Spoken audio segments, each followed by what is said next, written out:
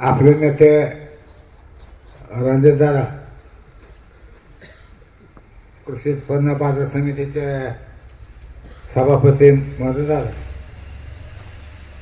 मंचकावर उपस्थित असलेले सर्व ज्येष्ठ नेते मंडळी, माझ्यासमोर उभे असलेले सर्व माझे सहकारी, आत्ता शंकर कारखान्याचे वार्षिक सभा निवडणूक लागलेली आणि 2 फॉर्म विरोधात राहिलेले. सगळ्यात जास्त आनंद कोणाला झाला असला तर मला झाला निवडणूक लागल्याबद्दल. कारण निवडणूक बिनविरोध झाली की कुठला कार्यकर्ता कुठं आहे काय काम करतो हे लक्षात येत नाही. दादा 100%, दादा 100%, दादा 100%. खाली सगळं मोकळं झालं मार्केट कमिटीसारखं.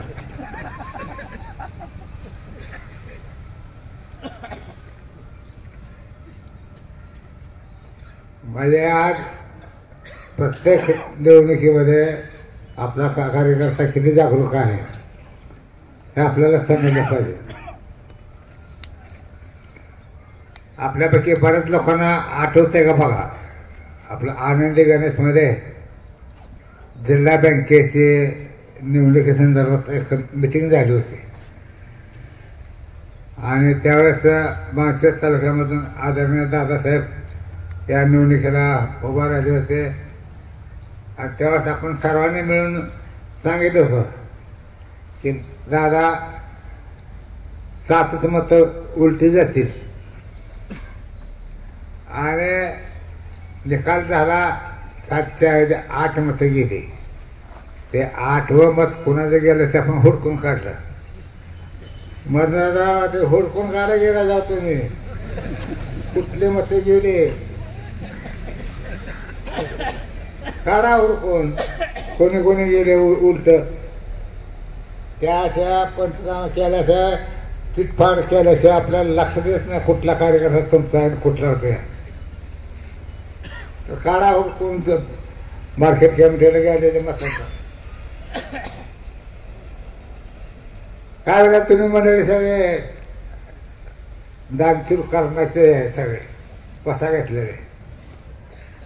काम करणारा माणूस आला त्याचंही काम करताय, जे नुसतं तो काय इकडे इकडे करतोय त्याचंही काम करताय, आणखीन विरोधकाचे काम करताय. रणजित दादा मोठे दादा विरोधकाचे काम करतात. आणि ह्यामुळे राजकारण होत नसतंय. तर तुमच्या प्रत्येक गावातला स्थानिक कार्यकर्ता फटका का असणार त्याचं काम पहिलं झालं पाहिजे. मग त्या गावातलं नेत्याचं काम झालं पाहिजे. हा त्यातनं शेवट राहिली तर विरोधाचं काम करायचं नाही. आम्हाला माझ्या दादा काय म्हणायचं अपराजित आहे, त्याला विरोधक नाही. आत्तापर्यंत माझ्या पप्पाने आणि आम्ही विरोधक सगळे अंगावर घेतले.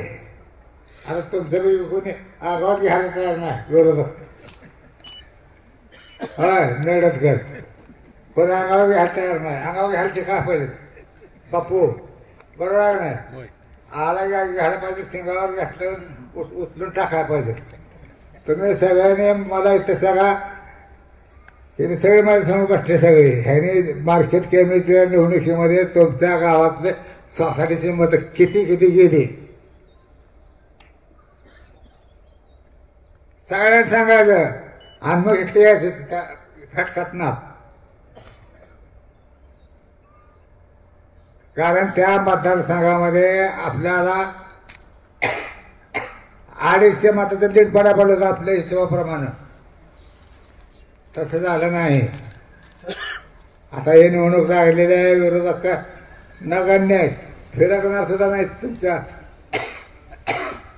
ह्याच्यामध्ये. मी उद्यापासून माझ्या जुनी पद्धत वापरणार आहे बापू. प्रत्येक गावातले माणसं बोलवून घेणार आहे. यादव साहेबांना सांगितलंय त्या निवडणुकीमध्ये. आणि तुमच्या गावात 50 मतं आहेत. 50 मतामध्ये किती मतं पोल होणार आणि किती मतं उलटी जाणार हे मी सांगणार विचारून घेणार आहे.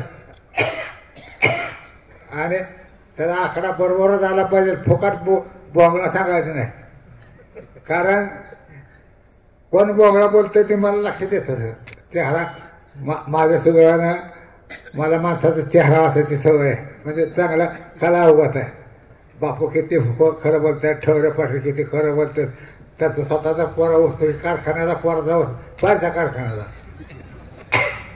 बरं राहिलं तर सगळ्यांनी मी आल्यानंतर विचारणार सगळा की कुठलं मत किती जाणार आणि किती मत पोल करणार. आता कसं नियोजन केलं मला माहित नाही. मागचा मतदार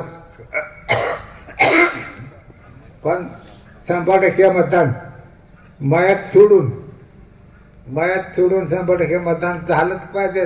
बाहेर गावी गेला असला तर बाहेर गावानं बोलून आणलं पाहिजे. हे आपल्याला पुढच्या लोकसभेच्या निवडणुकीची तयारी आहे.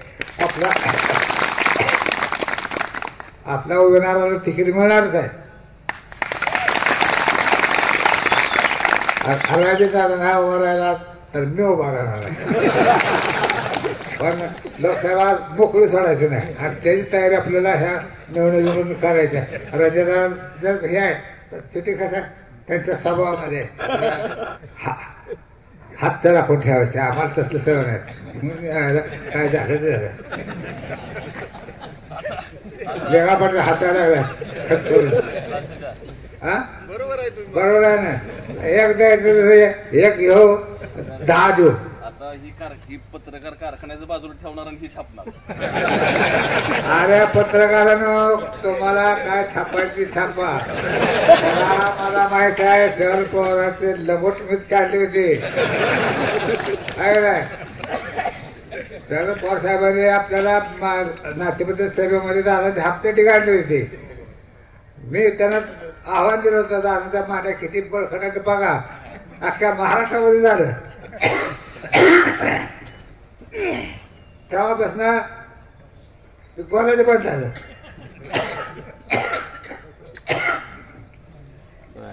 तर यादव साहेब सांगतील ना मला कधी बोलावं. मला सगळं सांगायचं किती मतदान पोल होणार आणि काय होणार.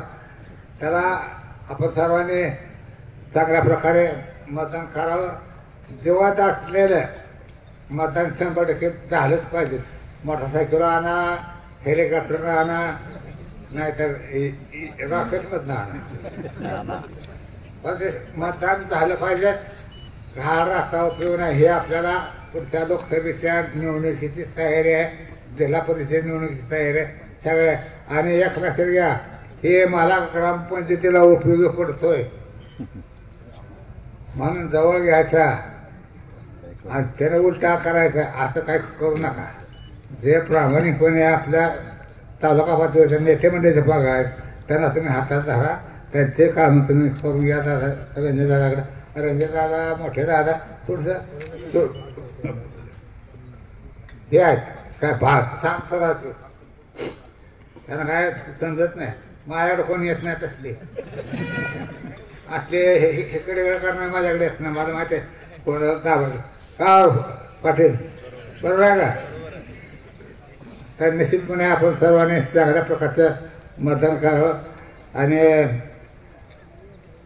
परत तुमचा रिपोर्ट फोनवर इकडे याची गरज ना का फोनवर यादव साहेबाकडे द्यावा.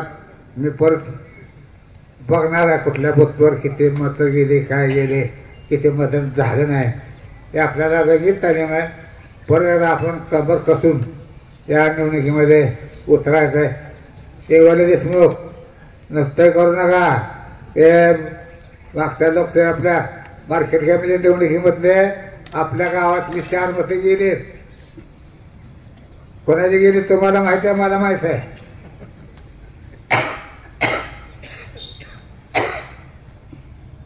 तर बरं याला धन्यवाद.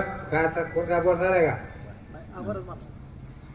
तर मी ह्या संयोजन कमिटीच्या वतीनं आपण सर्व उपस्थित राहिला त्याबद्दल आभार मानतो.